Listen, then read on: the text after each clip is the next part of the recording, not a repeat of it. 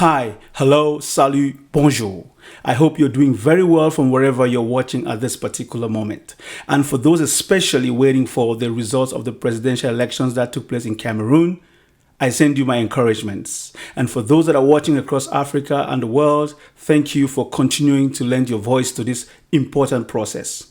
And today, in continuation of our civic series, as we talk about what's going on in the nation of Cameroon, I come to you with more information that really is concerning, because at this moment when the country is at the crossroads, there's so much tension, there's fear, there's panic. You can sense it in the voice of TV presenters, people talking about these elections on radio, television, and even online. You can tell the tension, because as we speak to you right now, we always start with the facts of what has been going on the ground.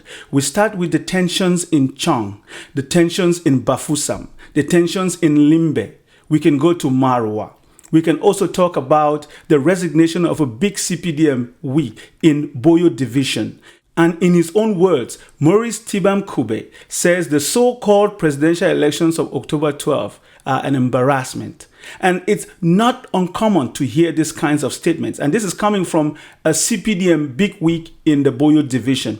What does that tell you? It tells you that some Cameroonians have started understanding that this wind of change should meet them on the right side of history. And in order to understand why the tension in the country is rising during these presidential elections, I need to take you down memory lane for a little bit. You should remember that Cameroonians never voted for President Paul Biya when he became president in 1982. He became president when President Amadou Ahidjo resigned and handed over the country to him. He was then the prime minister. And since then, he has gone on to win every single election. In the beginning, it was easy because he was the only candidate, given that it was a unitary state with a one-party system, the CNU. But smart enough, he changed the party and formed the CPDM, which is his own party, in 1985. But before then, he had already won a first mandate by 1984 when he organized the elections and was the sole candidate, therefore he had 100%. By 1988, with the CPDM that he created, he was also the lone candidate, 100%. So we wouldn't consider those really fair, free, and open elections. By 1992, that is when multi-party politics returned. Because I use the word return because historians will tell you that before then, there was multi-party politics before independence in Cameroon. Cameroonians were already a mature, democratically prepared people. If not for the quacks of what is now known as colonization and post-colonization, Cameroonians already knew how to come together and choose a leader. They may have been somehow sidelined when it came time for independence, and that's why we can't talk about President Ahidjo's mandate at this moment. Let's just focus on President Biya. So by 1992, you could already feel that the country was ready for change. The change slipped through their fingers when the elections of Dchang Fundi was contested. Heavily contested as you see it today. And then fast forward, by 1997, Cameroonians were fed up. They gave up. Dchang Fundi boycotted the presidential elections. And because of the tensions, again, he was faced with similar situation as Mr. Issa Tchiroma Bakary. Because Dchang Fundi was not able, he was under house arrest. Those are facts. He was not able to come out and defend what he calls his victory. Let's put that aside. By 2004, again, the reason why Cameroonians kind of feel that their president is a deity is because by the fortunes of history and life, he's been able to dodge every rumor. There was a rumor that he passed away. Nobody should ever wish the passing of another, but it so happened. But when he returned, he was out of the country. He returned and he promised that those who want to see him dead should wait another 20 years. And of course, by 2024, that is 20 more years. And all by God's grace, so we believe. But that's just to tell you that it increases your understanding of why there is so much fear and panic. Because people don't understand how he does it. But up until 2025, it seems the people finally got a whiff of courage when they saw Issa Tchiroma Bakary come out of that regime and stand against it. The reason why we're not talking about Boyo Bakary is because his party is still intertwined with the ruling CPDM party in the current state of affairs. So Issa Tchiroma Bakary stood out as a lone person standing against this regime. And these elections, as it stands right now, has everything to show that the people sided with him. So the question we are asking, why are the opposition members, the party members of the different opposition parties, why are they reticent in coming outrightly to recognize that they know, based on the same tally sheet called procès-verbaux that they have, they could see the trends?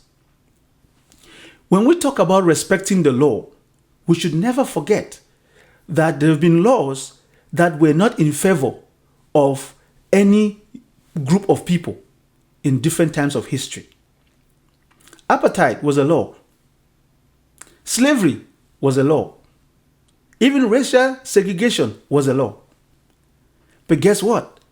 When a law is designed to keep the people away from their sovereignty, at some point, that people rise up and understand the necessity to change. That is why it can explain to you that there are many people that if you ask them, they were asked, there's documented reporting. They asked people out of the polling stations, who did you vote for? We know that the voting process is supposed to be personal and secret. But some people were owning up and say, I don't care, I will tell you who I voted for. And they said they voted for Issa Tchiroma Bakary. And they asked them, why did you vote for Issa Tchiroma Bakary? They said, I don't know. I don't know his platform. I don't know what he stands for, other than the fact that I know he stands for change. And all I want is to have a new era. And that speaks volume. That tells you the state of mind of the people. That tells you what the people are yearning for. And as we continue to probe, to understand the current state of affairs as to why the opposition hasn't come out in their full majority to support Issa Tchiroma Bakary, it tells you that there may have been politicians who were not working for the people. And that explains why the people sided with someone that resigned in June and became the candidate, and then they went to vote him in their overwhelming majority. Because as it stands, those are the trends. And the reason why we know that those are the trends is because elections could be emotional, but above all, there's a lot of mathematics. If 10 candidates are vying for 100 votes, and it turns out that the result is supposed to be 50 plus 1, that constitutes a majority. If any of those candidates gets as much as 50 plus 1, there is no way mathematically that the rest of the candidates or any of the remaining candidates can come up and beat that candidate. So it would have been very easy to tabulate these results, but the fact that it has not been tabulated is a big cause for concern. So at this point, we want to address the role of the media in Cameroon and why it's been difficult for them to do their job properly. It's easy to think that there are media organizations that are not working for the interest of the people if they don't report fully on the issues that affect the people. Because this election was simple in the sense that it's mathematically possible to have the information at the closing of the polls 4 or 5 hours after the counting is done. We are close to 3 days today, and we haven't seen a tabulation presented. It's not called the proclamation of results. That is not proclamation of results. That's the presentation of statistical data. It's raw data. It can be presented. And by that data, it's easy for the people to know that their voices were heard. Because you cannot be having people go about chanting. Look at the protests in Dchang. Look at the masses. We need to see in other places, who are those that have taken to the streets to chant that the CPDM candidate won. Nobody, there's no group of people that have taken to the streets to show that. But everywhere in the streets, you've seen people from Dchang to Bafoussam to Limbe to different parts of Douala. And that explains why you have seen senior divisional officers come out now and issue communiques that are warnings, telling people to not protest, to not come on the street, to not do any form of public gathering that would invoke the masses up until the proclamation of results. Why? Because it seems that is a mechanism to keep the people away from what is happening. What don't they want you to know? And that begs the question that a regime that has been in office for 43 years, maybe they have no idea as to how they can transition power to another person. Because the reason why in very functional democracies, the results are known on the night of or within 24 to 48 hours, it's because it starts the process of transition, among other advantages. Because right now, who is the president of the country? Because at 11:59 p.m., on October 11, that is when the current mandate of the sitting president was supposed to come to an end. And therefore, now would be a time for either a transition or a continuation. But within these 15 days, it's enough time for a lot of things to happen behind the scenes. What is going on behind the scenes? And these are the probes. It's easy for people to get lost in the commentary, the colorful language, all these speculations. No. This is not time for speculation. This is time for fact-finding. This is time to present the raw data. This is time to explain the trends. This is time to show the facts. And that takes us to the question regarding how the representatives of these different political parties are faring when they are transmitting these results from the different stations of Elections Cameroon called Elecam. We have report of this lady, Issa Tchiroma in Bafoussam, who is said to have been coerced to sign off on a fake procès verbal. But you could tell, even when this woman was speaking, when she was being interviewed, you could tell in her face the terror and the fright that she's been told to say that everything was okay and that they are still continuing the process. And that begs the question, can there be smoke without fire? Because it's not for nothing that the people of Bafoussam rose to her defense and marched down to the courthouse. Why? Why did they march to the Palais de Justice? There has to be something. Those are the things, the reflections that Cameroonians are struggling to understand. And we are saying these civic education pieces are very important. People need to stay vigilant. Because for once, it seems that the participation was so high. We don't yet have the full results on participation. Because the reason why the mathematics must make sense is that if somebody voted, it's easy to know they voted. The system has to be registered and every step of the way verifiable. And that is why the evidence that is supposed to be valid at the Constitutional Council come the time of petitions, it is very questionable.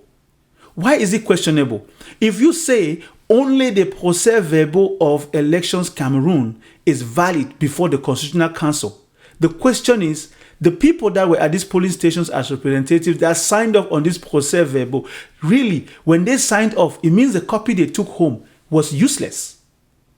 Because if they cannot use their copy to challenge the copy of Elecam at the Constitutional Council, then it's useless.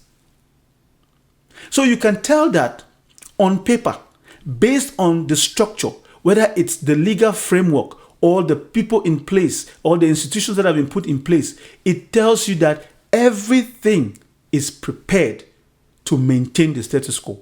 There's nothing that can tell you that there's an open pathway for any person to use those instruments and democratically walk through those doors and get into the palace. From everything that you've seen so far, you can draw a simple conclusion. And that is why everyone is on edge. Because no right-thinking Cameroonian wants to see any bloodshed, wants to see any chaos. But all I think the people are asking for is that there be change. And that change is what they have decided. Because according to Article 2 of the Constitution, the people are the sovereign. They have the power. And I think the system in place did not envisage this massive turnout. We have reports that people paid to have their voters card. Because at the last minute, it almost seems like when these people rose up and they were trying to get their voters card to go vote, there were backlogs everywhere. Because when we talk about elections in Cameroon, like I said, the people are mature enough and they understand the stakes are so high. This election is a proof of that. Because even the protection of the vote, where did the people get the idea to stay put and watch the counting process? Unlike before, they will go home and there were people that will not even vote. They will say, if I vote, I don't vote, nothing changes. He's still going to win. But this time around, they said no.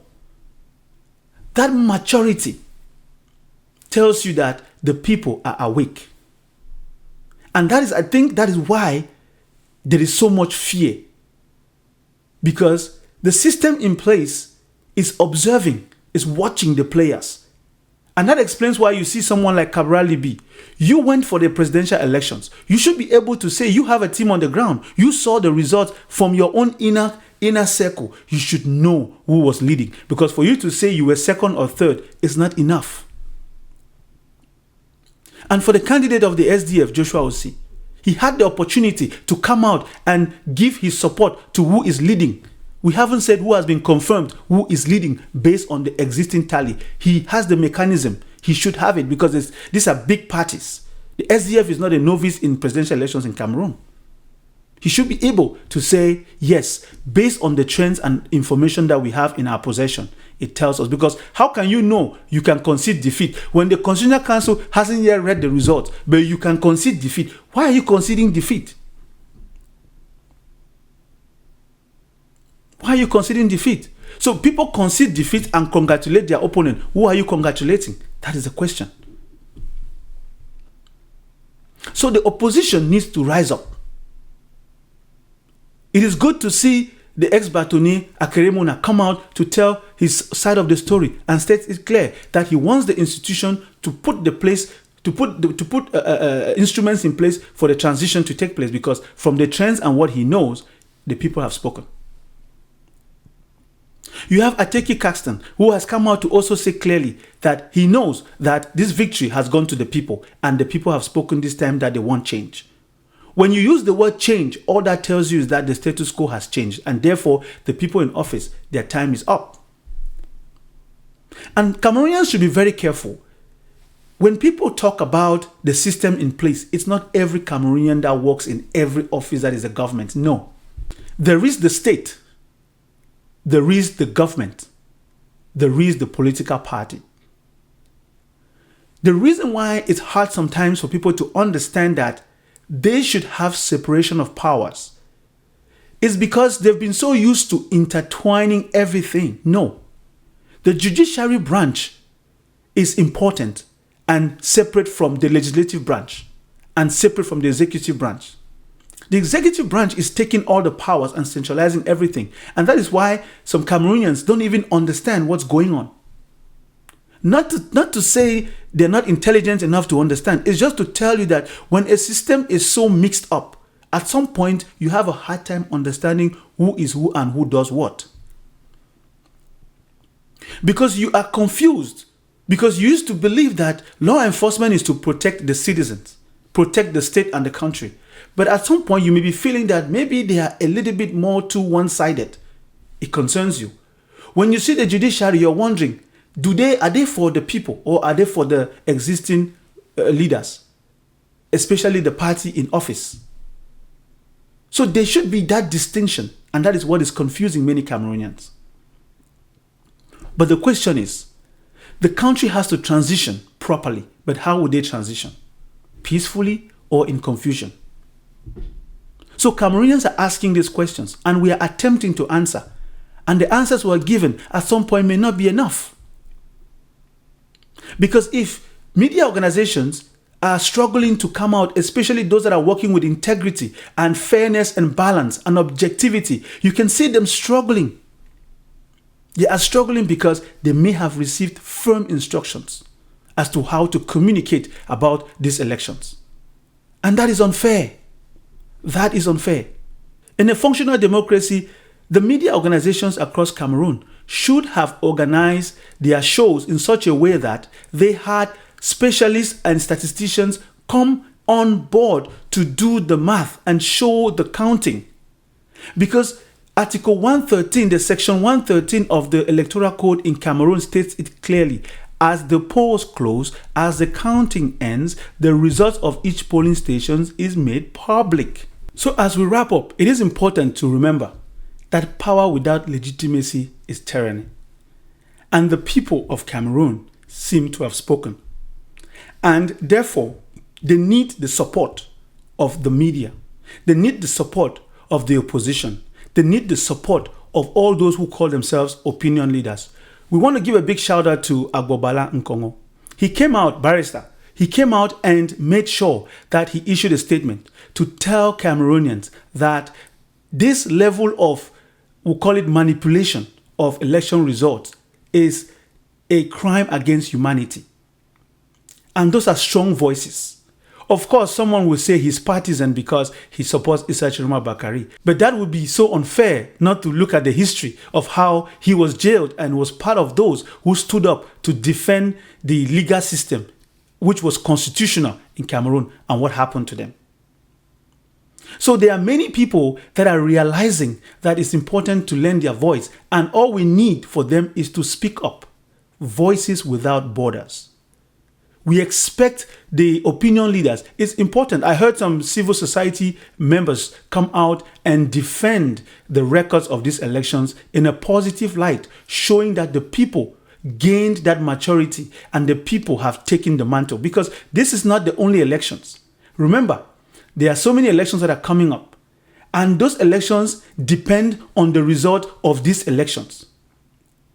Because if Issa Tchiroma Bakary is the winner, and he goes into it today, when the municipal and legislative elections that are coming up come through, he would need the same people to vote enough parliamentarians and municipal councillors so that he can exercise a mandate which would effect some change. Because if so many of the laws that are in place have become very difficult to serve the people's interests, then it's important that the people continue to monitor the electoral process, monitor the governance structure.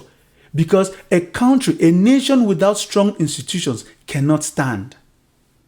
We may blame the past, colonization, neo-colonization, and so on, but it's time for the people to realize that they cannot keep blaming another person. Ever since the mantle of power came back within the shores of Cameroon, after the independence struggles. Yes, of course, we can talk back about Andre Marimbida, how he was the one to be, or we can go to the UPC and talk about how they were chased out arbitrarily. But the thing is, that is the history of Cameroon, and Cameroonians need to own up to that history. But fast forward, after Ahidjo came on board, yes, he may not have been the ideal candidate, but it seems today that in contrast to the Biya regime, Ahidjo may have been a saint. And therefore, a people that needs to connect with their past need to understand their future. Because this is why we are where we are today. The system wasn't designed to understand that transition is supposed to take place every 5, 6, 8, 7, 10 years. And that is why this time the people are awake, and all they need is the support of those that know the truth should come out and speak the truth. Because by sitting on the truth, it means that people are sitting on the destiny of the youth of the country, which again, that youth constitute almost 60% of the population. And it explains why when you look at the videos that are coming from Dchang, from Limbe, from Douala, from Bafoussam, it tells you that the youth, the people of the country who constitute a majority, have said enough is enough. And so I do a recap at this point to tell you that right now on the ground in Cameroon, still no official results. We are still dabbling into elections. Cameroon trying to transport the different procès-verbaux and taking it to their headquarters, and before they will transmit it to the Constitutional Council and so on. And Cameroonians are saying this is a long enough time for fraud to be taking place. And of course, the people are now flocking these different headquarters, trying to gauge and see that result, to see if what happened at the polling stations is what was transmitted to the headquarters. And that is why you're seeing all this tension. And it's going to continue if the results are not coming out in favor of what happens in the polling stations. That is what the people are saying.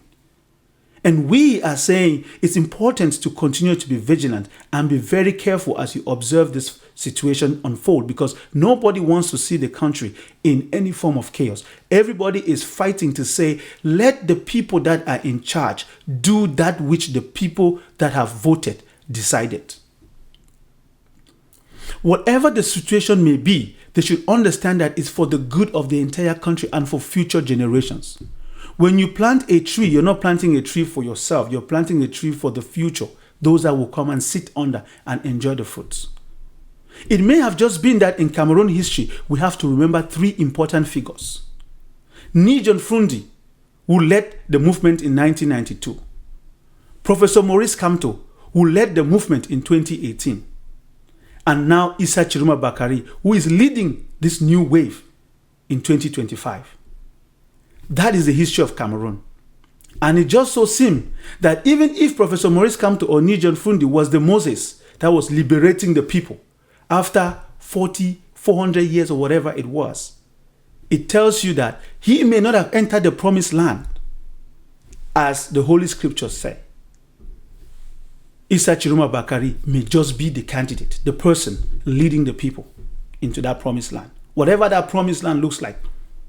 Because people went to vote and they were interviewed as they were coming out, and they said they just voted for Issa Tchiroma Bakary because the only thing they recall is that he can stand for the change they want. They don't even know what the change looks like. They don't even probably they probably may not have read his manifesto. And that tells you that it was a referendum. And I think Issa Tchiroma Bakary has used those words. But the people also know that even as they vote him, they want him to do that which they want. And they are ready to also monitor him, which means he knows the weight of what would ensue if he is going to get a chance to govern. Because up until now, the party members of the ruling CPDM party are saying they won. In fact, they are saying if there's anybody that should have the pavés from the entire country, it's them, because they have a bigger machine, they understand the terrain, they've been there before, they've been experts in all of this. But experts in what? Because the people are saying they don't trust the process. So all this while, all that expertise that the CPDM may have garnered, that expertise doesn't matter, because at this time, the people have said, we are going to be the observers. We don't need Elections Cameroon to do the job. Yes, it's important to respect the law, but the people that are upholding or exercising the office that is supposed to be a legal office should always remember to act in integrity and truth, and should not allow their consciences to be corrupted. And it so seems that the people don't feel that way. And that's why you're seeing this mobilization and these crowds. Issa Tchiroma Bakary right now, as we speak, is in his residence, guarded by well-wishers who have decided to guard him, irrespective of the fact that they may think that the presence of the gendarmerie could also be to guard him. But no, the people want to guard him themselves. And that tells you that if everyone is on edge and the country is going in the direction it's going, it's because there's been so much talk of power and force. And let's not forget that when the Anglophone crisis started, people were dismissive of it. Oh, we are going to solve it with an arrest here and there. We're going to do this. And the same civic education was taking place. And we called and told people, you need to take this thing seriously. You need to pay attention. Listen to the cry of the people. Listen to the cry of the people. Because when you don't listen to the cry of the people, when they have their backs against the walls, people that used to use just their words would turn out to use different tools to defend themselves. And unfortunately, 9 years after, look at the results. Do we need that? No. It can happen in a peaceful way. And that is what everybody is clamoring for. Cameroonians need to stand together as one force. Yes, because this moment isn't about Tchiroma alone. It's about the test of change. It's about the test of change. And the same goes for all the stakeholders. Those in uniform, those in offices, those in any walk of life, to remember that this fight that the people seem to be fighting would benefit you. You may just not see it today. Because if everyone is complaining about the system, then who are those pulling the strings behind the scene, trying to stall the process of change? Everywhere we tune around, you hear change. So why the silence? Why the fear? Why the intimidation? Why the threats? The truth may just be big enough because the sun is not scared of the night. So it seems. And so, dear friends, brothers and sisters, from wherever you are, you have a responsibility to tell the truth and to uphold integrity and to stand for what you believe to be true. So, to the citizens, stay calm, stay informed, stay peaceful, but remain vigilant and follow that which you're championing, because we are listening. The world is watching. Africa is listening. In all things, first of all, use the force of your argument, not the argument of force. And we all understand, as Martin Luther King says, injustice anywhere is injustice everywhere. It is time for change, as the people are saying. Then let everyone line up and make that change a reality. On to the next one, we want to say thank you to all of you for your continuous encouragement and support. Voices Without Borders. God bless Cameroon.